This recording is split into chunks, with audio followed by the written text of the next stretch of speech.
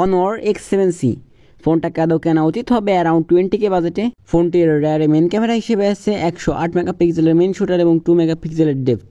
আর এই ফোনটিতে প্রসেসর হিসেবে আছে স্ন্যাপড্রাগনের 685 প্রসেসর এবং যেটার পারফরমেন্স মোটামুটি ভালোই বলা যায়। তাহলে চলুন কথা না বাড়িয়ে পুরো ভিডিও শুরু করা যাক। তো ভিডিও শুরুতে বলে রাখি, আমাদের ভিডিওটা লাইক করে চ্যানেলটা সাবস্ক্রাইব করে রাখবেন এরকম সব ভিডিও পেতে। তাহলে চলুন কথা না বাড়িয়ে পুরো ভিডিও শুরু করি। ফোনটার রেয়ারের ডিজাইন দুটোই ভালো লাগছে, একটা হলো লেদার ফিনিশ এবং একটা হলো গ্লাস ব্যাক প্যানেল, এবং দুটোরই বডি কিন্তু প্লাস্টিক বিল্ড। ফোনটিতে পোর্টস অ্যান্ড বাটন হিসেবে নিচের দিকে আছে 3.5 millimetre headphone jack, main microphone type C charging port এবং মেন স্পিকার, এবং উপর দিকে আছে নয়েজ ক্যান্সেলেশন মাইক এবং আয়ার ব্লাস্টার সেন্সর। এই ফোনটিতে নেই কিন্তু কোনো সেকেন্ডারি স্পিকার। ফোনটির বাম দিকে আছে সিম ট্রে স্লট এবং ডান দিকে আছে ভলিউম আপ এবং ডাউন বাটন। আর ফোনটার পাওয়ার বাটনই ফিঙ্গারপ্রিন্ট স্ক্যানার হিসেবে কাজ করে। ফোনটির রেয়ারে 4টে ক্যামেরা দেখা গেলেও আসলে এখানে যে দুটোই ক্যামেরা, মেন ক্যামেরা 108 মেগাপিক্সেল এবং 2 মেগাপিক্সেলের ডেপথ সেন্সর, এবং এই ফোনটির ফ্রন্ট ফেসিং ক্যামেরা হলো 18 মেগাপিক্সেল। ফোনটির রিয়ারের মেন ক্যামেরা ছবি করলে দেখলে আপনার কাছে অনেক ভালো লেগে যাবে, কারণ এই ছবিতে ডিটেলের পরিমাণও ভালো, আবার কালার কোয়ালিটিও ভালো, এবং কালার একটু ভাইব্রেট করে প্রেজেন্ট করলেও দেখতে অনেক সুন্দর লাগে। তাহলে এবার চলুন যাওয়া যাক ফোনটির প্রসেসর সেকশনে। ফোনটিতে প্রসেসর হিসেবে আছে কোয়ালকম স্ন্যাপড্রাগন 685, যার আন্তর্জাতিক স্কোর হলো 3,53,571।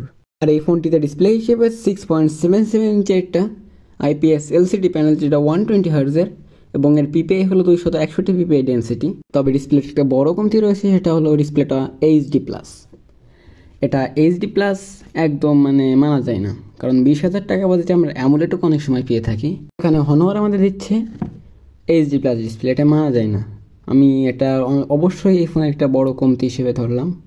আর অনেকেই এই ফোনটা ডিসপ্লের জন্যই কিনবে না। ফোনটিতে অ্যান্ড্রয়েড ভার্সন হিসেবে আছে বেস্ট এবার অ্যান্ড্রয়েড 14, এবং এই ফোনটায় মোটামুটি 1-2 বছরের অ্যান্ড্রয়েড আপডেট পাওয়া যাবে। ফোনটিতে ব্যাটারি হিসেবে আছে 5000 mAh ব্যাটারি, এবং এই ফোনটির সাথে চার্জার হিসেবে আছে একটা 33 ওয়াটের চার্জার। তাহলে চলুন সবশেষে ফোনটির ভালো দিক এবং খারাপ দিকের কথা বলি।